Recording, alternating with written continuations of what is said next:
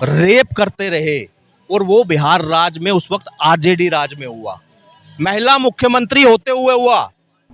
Party में था उसको बाहर निकाल दिया तो जो छवि तो पड़ेगी ही कि भैया जो पहले पार्टी में खड़ा था अब उसको निकाल दिया है, कोई कारण तो हुआ ही होगा।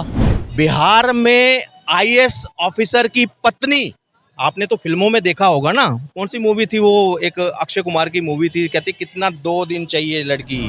दूसरी बात यह है कि अगर बिहार में ऐसे लोग खड़े हो रहे हैं तो जाहिर सी बात है जिनको विकास का बी नहीं मालूम है वो क्या ही विकास कर पाएंगे बिहार का।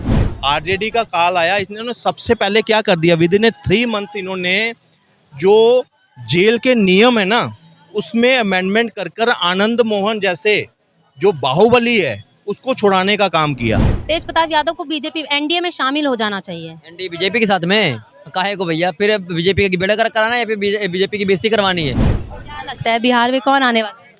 इस बार बिहार में वही आएंगे जो नीतीश कुमार है। तेज प्रताप यादव को लालू यादव ने पार्टी से निकाल दिया है, क्या लगता है पार्टी पे असर पड़ेगा इसका? क्यों नहीं पड़ेगा, अब पार्टी में था उसको बाहर निकाल दिया तो जो छवि तो पड़ेगी ही कि भैया जो पहले पार्टी में खड़ा था अब उसको निकाल दिया है, कोई कारण तो हुआ ही होगा। दूसरी बात यह है कि अगर बिहार में ऐसे लोग खड़े हो रहे हैं तो जाहिर सी बात है जिनको विकास का बी नहीं मालूम है वो क्या ही विकास कर पाएंगे बिहार का। और नीतीश कुमार हैं वो थोड़ा, उनको जो है नॉलेज भी अच्छी खासी है, बीजेपी से हैं वो, और बीजेपी का जो है जो पार्टी है वो अच्छा काम कर रही है। पूरी इंडिया में हम देख रहे हैं अच्छा, जहाँ भी इनकी पार्टी है अच्छा काम कर रही है, चाहे वो दिल्ली के अंदर में भी आए वहाँ भी अच्छा काम हो रहा है। कुछ लोग कह रहे हैं कि तेज प्रताप यादव को पार्टी से निकाल दिया है तो तेज प्रताप यादव को बीजेपी एनडीए में शामिल हो जाना चाहिए। एनडीए बीजेपी के साथ में काहे को भैया, फिर बीजेपी की बेड़ा कराना है या फिर बीजेपी की बेइज्जती करवानी है? कोई जरूरत नहीं है। कह रहे हैं कि अच्छा और विकास होगा। नहीं, जो यादव के मतलब जो लालू यादव के समर्थक हैं जो उनके साथ रह चुके हैं वो सब के सब घोटालेबाज हैं। वो बिहार को लूटेंगे बस, चूसेंगे बस, उसका विकास नहीं कर पाएंगे, सीधी सी बात है। अब कुछ लोगों का नाम गिना दो, चाहे वो उत्तर प्रदेश में रह रहे हो चाहे बिहार में। एक हो गया अखिलेश यादव हो गए, और पप्पू यादव हो गए, और ये लालू यादव हो गए, तेज प्रताप यादव हो गए, तो और तेजस्वी यादव, ये सारे वो यादव हैं जो सिर्फ अपने आप को किशन वंशज बताते हैं लेकिन बिहार को, उत्तर प्रदेश को लूटने में कोई भी कसर नहीं छोड़ते हैं। तो ऐसे लोगों को पब्लिक पहली बात तो बहिष्कार कर देना चाहिए, क्योंकि अगर आप उनको वोट देना चाहते हैं या फिर उनको राजनीति में लाना चाहते हैं, उनका पहला फ्लैशबैक देख लीजिए, पहले का क्या कांड कर रखा है। लालू यादव चारा घोटाले में जा चुके हैं, अखिलेश यादव के पिताजी पहले राम भक्तों पर गोलियां चलवा चुके हैं। तो इन लोगों को आज तक विकास में कहीं भी नजर नहीं आया है।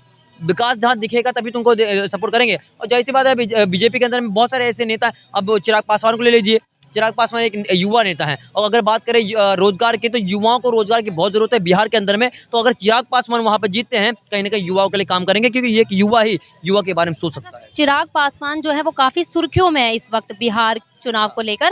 कहा जा रहा है कि बिहार चुनाव में चिराग पासवान एनडीए का सीएम फेस हो सकते हैं। बिल्कुल हो सकते हैं, इसमें कोई दो राय नहीं, क्योंकि हम देखो ऐसे नहीं बोल रहे, हम चीज़ों को देख रहे हैं। उनके पिताजी थे राजनीति में थे, बहुत अच्छा काम किए, पब्लिक आज भी उनका जो है सम्मान करती है, उनकी बातें करती है। तो वैसे उनका बेटा भी है, जब से बीजेपी सरकार में अच्छा काम करता जा रहा है और कहीं भी कोई एक गलत चीज़ नहीं आई है सामने उनके, ना कोई बदनामी आई है। तो जाहिर सी बात है अगर वो बंदा अगर बिहार में आता है तो कहीं ना कहीं अच्छा काम करेगा, बहुत बढ़िया काम करेगा।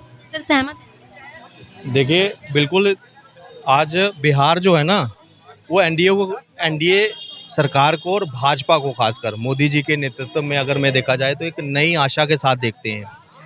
आज बिहार वो सब देख रहा है जो इनके काल में ये वंचित रहे।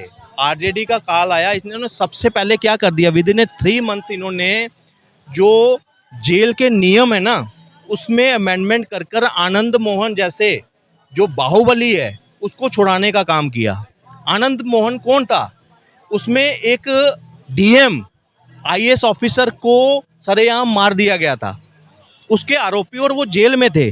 उसको छुड़ाने का काम किसने किया? अब मैं कहता हूँ वो गुंडा राज में एक बार आपको याद दिला देता हूँ, रंगदारी, सबसे ज्यादा किडनैपिंग, जिसको पहला बैटलफील्ड, बिहार को एक तरह का बैटलफील्ड बन गया था। अलग तरह के गैंग, लुटेरे अलग से, दिनदार 6 बजे के बाद 5 बजे के बाद व्यापारी दुकानें बंद कर देते थे अपनी। 6 बजे के बाद गाड़ी जा नहीं सकती सुनसान रोड पर, इतनी लूट थी। सोचो बिहार में आईएएस ऑफिसर की पत्नी, आपने तो फिल्मों में देखा होगा ना, कौन सी मूवी थी वो, एक अक्षय कुमार की मूवी थी, कहती कितना 2 दिन चाहिए लड़की। वो असल में बिहार में इनके गुंडाराज में हुआ। एक बैनर्जी कपल था, दोनों आईएएस ऑफिसर उसकी बीवी को कई महीनों तक रेप करते रहे, और वो बिहार राज्य में उस वक्त आरजेडी राज में हुआ, महिला मुख्यमंत्री होते हुए हुआ।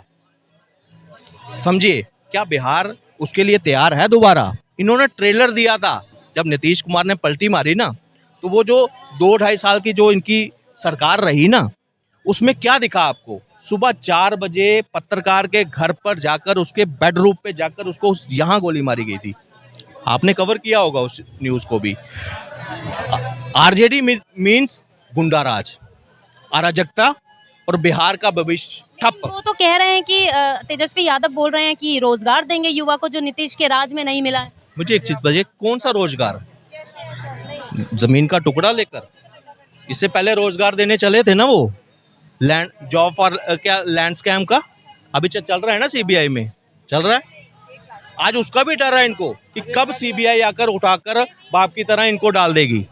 और सबसे बड़ी बात, ये पार्टी सिर्फ अपने एक परिवार के हितों के लिए है, पूरी बिहार के लिए इनको कोई लेना देना नहीं है। अगर लेना देना होता, आज उन लोगों से पूछो जो आज 45-50 के हैं ना, उस टाइम पर 90 से लेकर 57 तक का कार्यकाल जो लालू का प्योर कार्यकाल रहा ना, उस वक्त के लोगों का सोचो, जब ये गुंडागर्दी की लोगों ने, इंजीनियर ने, जो इंजीनियर्स थे, जो ब्यूरोक्रेट्स थे, उन्होंने बिहार छोड़ना पड़ा, उनको ट्रांसफर बाहर ली उन्होंने, सिक्योरिटी पॉइंट ऑफ व्यू की तरह कि काम ही नहीं कर सकते, व्यापारी भाग गए, शुगर इंडस्ट्रीज खत्म हो गई, कई ऐसी यूनिवर्सिटीज को उन्होंने ताला लगाकर भाग गए।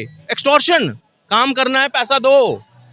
बिहार में मुख्यमंत्री की शादी, बेटी की शादी होती है, स्कॉर्पियो के शोरूम लूट लिए जाते हैं जबरदस्ती, कि हर एक बाराती जो है स्कॉर्पियो में आएगा। क्या हम भूल गए क्या आप? फिर आप कहोगे कि उन्हीं लुटेरों को, उन्हीं कातिलों को आप बिठाओगे। एक क्या नाम था उसका, शिल्पी और उसका बॉयफ्रेंड, जिसमें साधु यादव का नाम चला था, हैं, उसकी हत्या, हाई प्रोफाइल, मतलब इनके परिवार। आज ये नैतिकता, तेजू को बाहर निकालो, तेजस्वी को बाहर। उनकी बीवी का भी बयान आया था, उन्होंने बोला था कि ये सब चुनावी चाल है लालू यादव की, 6 साल के लिए बर्खास्त करना, अगर करना ही था तो हमेशा के लिए करते। बिल्कुल, और मैं कहता हूँ इनका इतिहास रहा है, इनके ऐसे परिवार के, मतलब प्यार किया, अपने आप को मुगले आजम अकबर बना दिया लालू प्रसाद यादव ने, और उसको बना दिया सलीम। फिल्म की स्टोरी चलती है ना जैसे, वैसे बिहार की सिर्फ क्या है, पब्लिसिटी स्टंट और कुछ नहीं। अगर इनको इतनी नैतिकता होती ना, तो बीच में बाहुबली थे, उनको निकालते पार्टी से बाहर। मर्डरिस्ट थे, आनंद मोहन मर्डरिस्ट है, उसको कैसे वापस निकाला इन्होंने? अगर नैतिकता थी तो लालू पर उस वक्त साधु यादव को निकालते ना। राबड़ी देवी के ऊपर आरोप लगता है, उसकी बीवी इसी के नाम, इसकी बहू ने बोला कि राबड़ी मेरे बालों से खींच कर मुझे मारा जाता था, मेरा फोन छीन लिया जाता था, वीडियो वायरल है ना। तो क्या राबड़ी को निकाला बाहर? मैंने कहा सिर्फ और सिर्फ पब्लिसिटी स्टंट है। अभी चुनावी माहौल है, खबरों में बने रहना है, बस यही दिक्कत है। अंत में दिखता है तो सिर्फ परिवार। तो इसको क्या आरजेडी, तेज प्रताप यादव को जो निकाला गया है पार्टी से, क्या आरजेडी को फायदा होगा इससे चुनाव में, या एनडीए को? मुझे एक चीज बताओ, एक परिवार का मैटर है, उसमें बिहार को क्या बेनिफिट है? वो निकाले, पीटे, मारे, रखें साथ में, उससे बिहार की जनता का क्या कोई वापिस आ जाएगा? पलायन वापिस हो जाएगा उससे? कहना है कि ऐसा जो उन्होंने काम किया है वो बर्दाश्त नहीं किया जाएगा। तो मैं कहता हूं, अगर बर्दाश्त नहीं की जाता, इतने तुम नैतिकता के आधार पर चलने वाले थे, तो साधु यादव को उसी वक्त तुमने डीएनए टेस्ट क्यों नहीं करवाने दिया? हैं, आनंद मोहन को बाहर क्यों निकाला? राबड़ी देवी के ऊपर अगर वहां फिजिकल असॉल्ट का उसके ऊपर अगर एलिगेशन लगा उसकी बहू के थ्रू, तो उसको जेल में क्यों नहीं डाला? एफआईआर क्यों नहीं लगाई? नैतिकता वहां थी ना। जब आपको नैतिकता दिखानी थी तब आप चुप रहे, तब आपने परिवार का पक्ष लिया। आज आप दिखावे के ड्रामे कर कर उसको निष्कासित कर रहे हो, क्योंकि वो कहीं किसी खाने में तो है नहीं, सिर्फ बेटा है, इसलिए उसको वो कौन सा पर्यावरण वो दे दिया था मंत्रालय, जब पहले पीछे बना था। ऐसे क्या है, वो कभी कृष्ण भगवान बन जाता है, कभी शिवजी बन जाता है, नौटंकी तो है वो दूसरा राहुल गांधी।